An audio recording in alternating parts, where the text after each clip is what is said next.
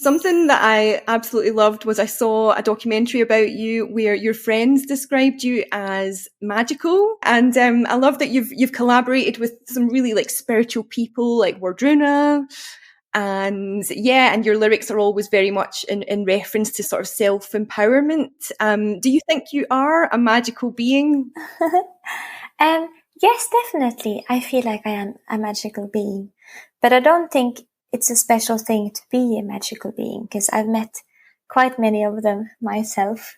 But yeah, I think it's just a matter of how you think about yourself and how you choose to kind of live your life. Like my point is that I think anyone can be a magical being. Do you have a spiritual practice at all? It depends how you define it, but I do take a lot of time to kind of be conscious about myself and my place in the world and my connection with the world and my disconnection sometimes with the world and myself. So like I'm very aware of a lot of things that makes me feel like I'm in a spiritual state of mind. I meditate sometimes, but I meditate very much in my own way. I like to think a lot about my place here in this world, if that makes sense. Yeah, absolutely. Given that you're from Norway, particularly Bergen, do you feel connected to the sort of old Norse gods and goddesses? I am extremely inspired by Greek mythology and Roman mythology, which is basically the same. Norse mythology for me is sometimes a bit too rough, a bit too revolved around war and death compared to Greek mythology. And what I like about it is that we could relate so much to those gods and goddesses. And I think we deserve to worship something we can see ourselves in. So we can see perfection in them and then also succeed in seeing perfection in ourselves, which can be very hard as a human being in this world. I really like Greek mythology. Not so much Norse mythology because they did so much bad things.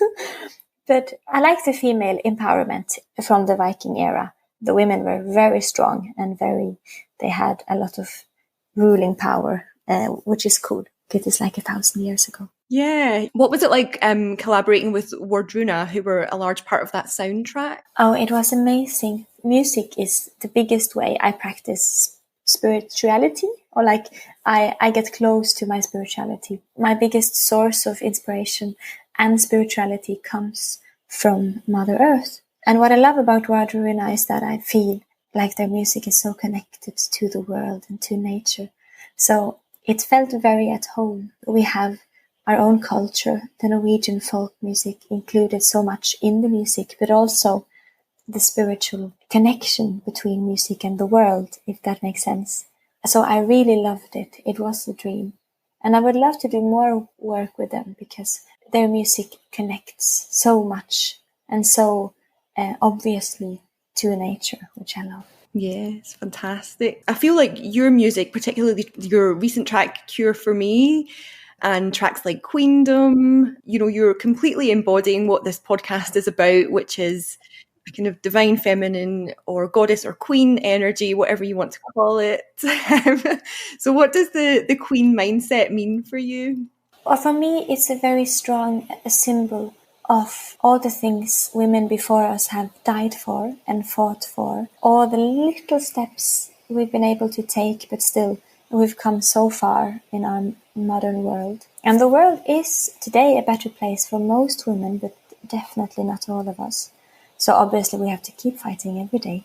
But for our divine femininity to be able to just soar and live, and that we know for sure that we can be proud of it. I think for me, like the queen energy and the goddess energy, and those words is being a feminist, but with the kindness of a goddess. It's not a hateful way of fighting for something, if that makes sense. I don't know if I'm saying it right, but I feel like a queen would, and a goddess would fight for her rights, and she would keep her head high, and she would shout out loud of the things she cares about, but she would still take care of her people and still take care of her planet and her world. And I love that idea about, both being strong but also being like a mother to other people and other creatures at the same time. It's just so kind. It embodies so much for me, like the kindness, the softness, the hardness, and the power, everything. And I really love that. Amazing. Yeah, that's completely how I interpret it too. So she's both vulnerable but also strong. She's motherly, fatherly, and it's also for all gender identities. Do you think that really resonates with your fans? You call them the warriors. Weirdos? Yeah, warriors and weirdos. Yeah.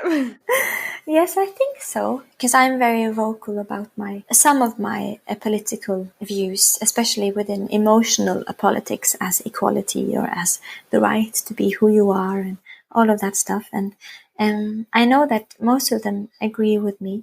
So it feels like we're an army of love that only kind of faces with love. It's the only good way to ever win a war, I think. A spiritual and an emotional war like this. It's very empowering. I feel like I'm a part of a big, beautiful army as well. And I'm reminded every day of how much we can actually do, how much human beings can accomplish when they stand together. It's incredibly beautiful. And it really emphasizes the importance of connection and community, I guess, because then we can do these great things together. It's beautiful. It is. I really feel like your fans, the art that they make for you. I know you're an artist as well. You're a painter, right? All of the art that the fan art that they're creating for you. It's really interesting because I feel like there's a real rise on social media in embracing things like queen energy, goddess energy, for everyone. And I feel like your fans are really part of that. Do you think that it's a potential solution to some toxic problems in the world? I think so too. That's the whole point of being a feminist, because it's about equality, And so many men and so many gender fluid people are also affected by toxic masculinity, because the world is demanding much more of people than they could ever be or give.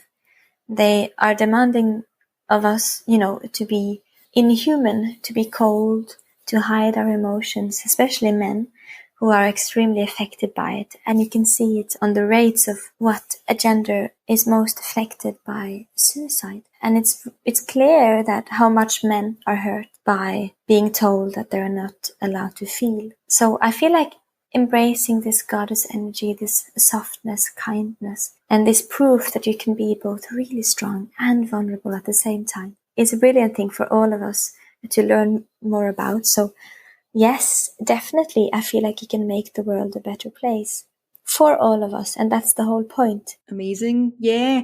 It was really interesting to hear that when at the start of your career you didn't love performing, whereas every time I've seen you perform, I'm just like, wow, she is connected with something. She is connected with the universe, some sort of goddess.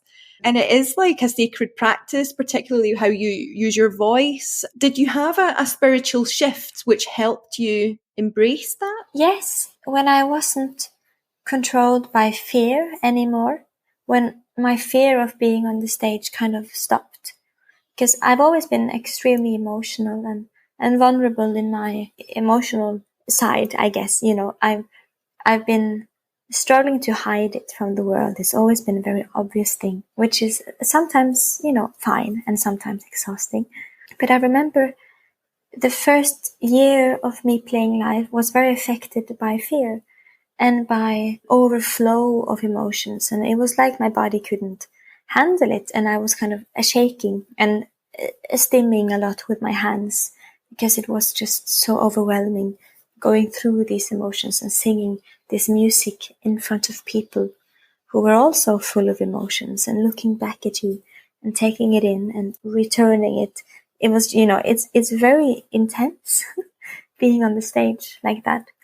But when I wasn't scared anymore and I understood that I have room for all of these emotions and that I felt more like a vessel that the song went through. I feel like the music goes in my head and then out my mouth and out my fingers, and I can kind of project it out onto the world. And once I kind of thought about the emotions, because it's all energy, I guess, and once I thought about it like that it's going just through me and then out. I don't need to stress about how to handle keeping it all in. I can just pass it on. And then I wasn't scared of performing anymore. And it all made sense. And my voice, I felt like it opened, that I could do the kind of screaming that I do also in Frozen too, that I do like a kind of singing style that I feel like women have done before me and men for like thousands of years. It feels very ancient, like a nature call. But yeah, I remember the shift, definitely. It was fear that kind of kept it hidden, this true way of singing. Do you ever sort of go out into the mountains in Norway, in Bergen, and just sing? Yeah, I do. It's been a long time since I've done it now, so that's a reminder. I should go back and return. I belong so very well in the forest. I like the mountains too. They're powerful. They give some form of clarity, or at least you feel like you have some clarity in the moment. And I guess being in nature, it offers you a chance to simply exist and just be without anyone demanding anything of you, which is such a rare feeling to have, I think, in our current world. And I would recommend to all people to try to experience it more, because it connects you with this beautiful thing, that all the things that blinds us, that keeps us busy, this wheel of money and surviving, the way we look, the depression and obsession with not being beautiful enough, and all of these things that I feel contributes to a lot of unhappiness. All of those things seem to just disappear when you're out in nature, because money has no place there, or the way, or this shell you're wearing, it doesn't have any importance. And I love experiencing that freedom, that you can just be, and that gives me so much clarity. And singing in those places with this feeling gives me an emotion I can't even put into words. It's very nice.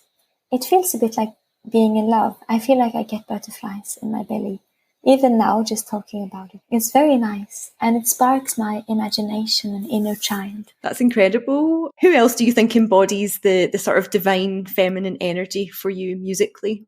I feel actually that Doja Cat is quite tapping into it. There is something absolutely divine, and her concept of a planet her, which I really like, is beautiful. And also she has this light in her.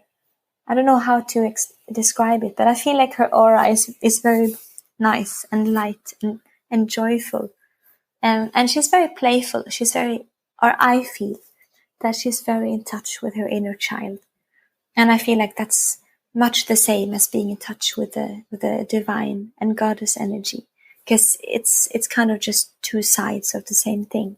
And also women like Beyonce, we all know, is a goddess. She's a very clear image of that, to me at least, and to many people, I think. Musically, I feel like Kate Bush is really in touch with things, and also Björk, obviously. And my biggest inspiration, the divine music that it gives me the most inspiration in life, is all native music.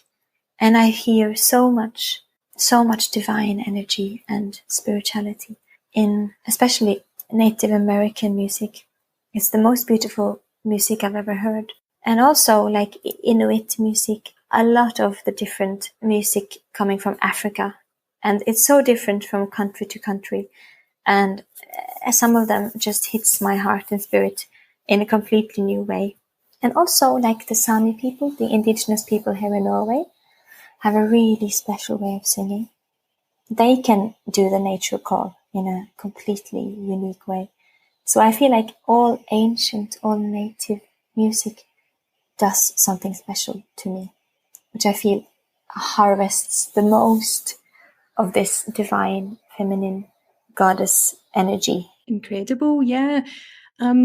Were you trained to sing, or are you a trained vocalist? No, I am not a trained vocalist. No, I don't know anything about anything. I'm not even trained in music, but I just know in my heart how to do it. I know I have a very healthy, at least, technique with my voice, because I can sing for 1,000 hours. I can sing a lot and I can shout a lot. I don't know why, but I feel like I just use my belly a lot. That's where the music comes from, or that's where my voice comes from. My legs, my feet, and then my belly.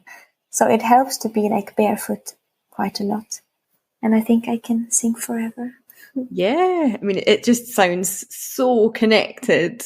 It's interesting that you said it comes from the belly, because do you work with chakras at all? Do you believe in the chakra points? I believe in most things people have figured out within spiritual things or medicine or, alternative medicine, as we call it here in the West. But I don't know anything about chakras. But I know that they can get locked, that you can sometimes experience the chakras being blocked, and that you have to kind of reopen them and figure out a way to open them up again. So I do resonate a lot with that. That's interesting, because the stomach would be like solar plexus, the heart of compassion. And I really feel that, and especially on the new single Cure for Me. What else do you like to do out with your music? I know that you paint. I paint a lot, but I feel like it's the same thing. I get very inspired when I write to also paint. And I can often see that the music I'm currently making, or the chapter or the album I'm currently in, affects my paintings also a lot, which is interesting. I have 3 self-portraits lying in my painting room. They are 3 self-portraits, and you can see how my hair has changed. And even the style of painting is very different, and the use of colors, which is interesting, because I can really see, not necessarily grown, but at least I traveled through different energies and things. I like to read fantasy books, and I like to drink tea, and I love to drink wine. Me too. And eat cheese is my favorite thing, especially during lockdown. Yeah. I become a very professional wine drinker, but I think we all have, and I don't think we should feel ashamed about it. It's beautiful, and there is something goddess-like and divine about wine as well. It's very ancient. And I love also watching movies. I feel like I can live 100 lives in my own little lifetime. Have you got any recommendations?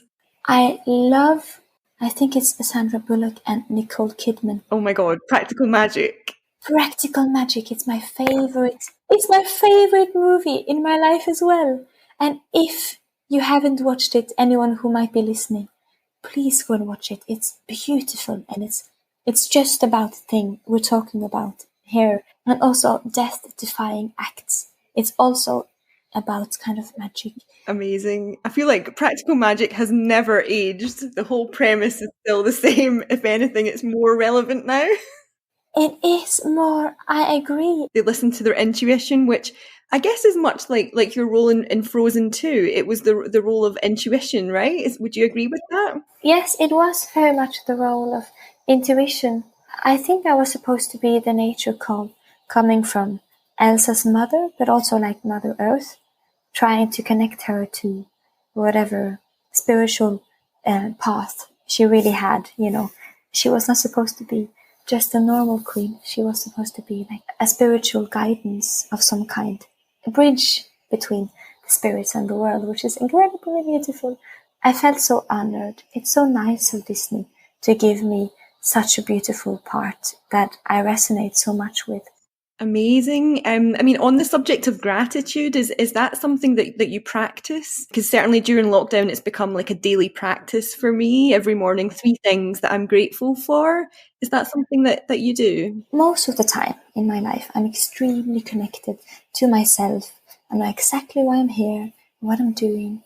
I know what things to do to make me remind myself of who I am and what makes me feel in touch with my inner child, my magical side, and all of these things. But sometimes I lose touch. I remember I lost touch a long time ago at school because I felt different and not really accepted. Or I guess I was kind of accepted, but still I didn't feel at home, and I felt extremely disconnected from the other kids.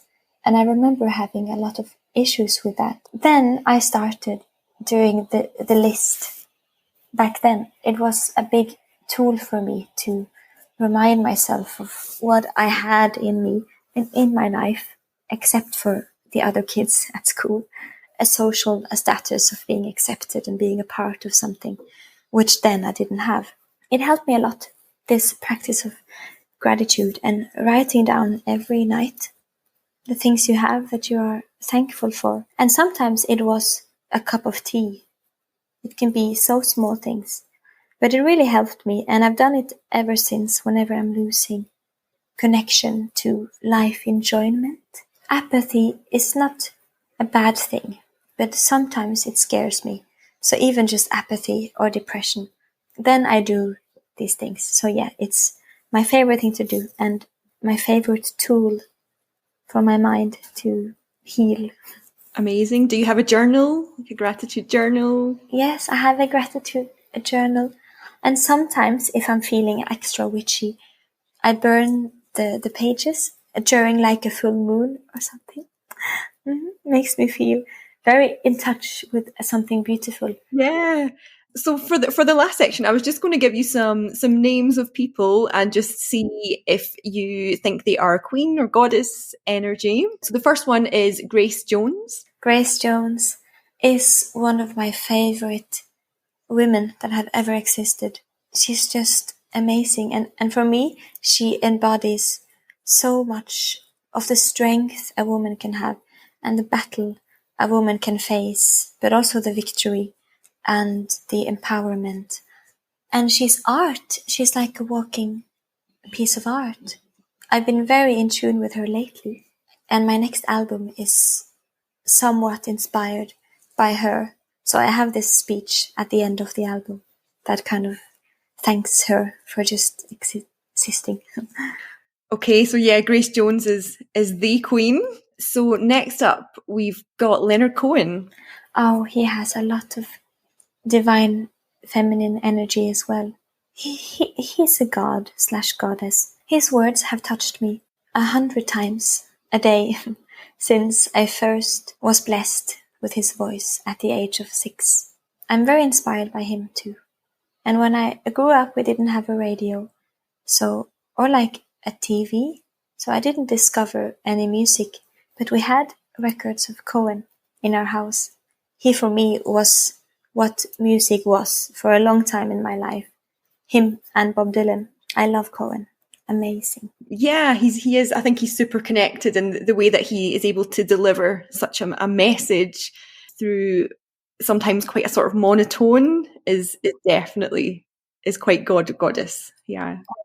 So I've also got on the list Britney Spears. Well, yes.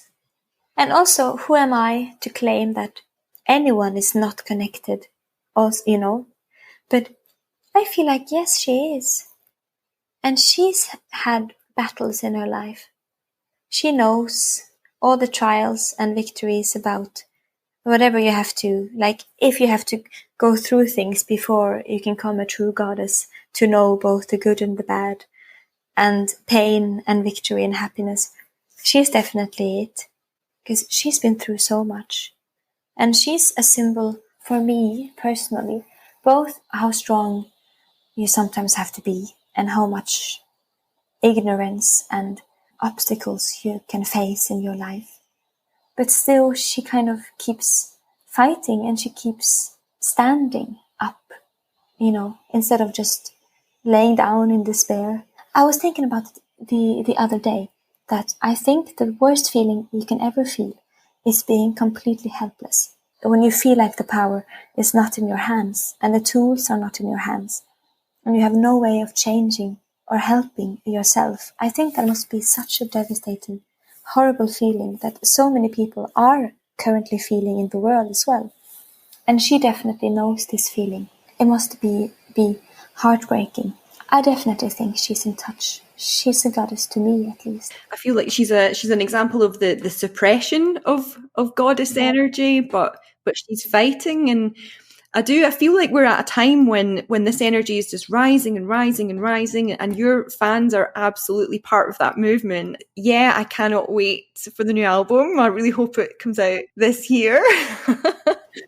I hope so too, and it's fascinating because when I was asked to do this podcast with you guys, and I saw the name and the concept, it's like you're sent from some kind of goddess heaven to me, because my album is extremely connected to what we talked about today.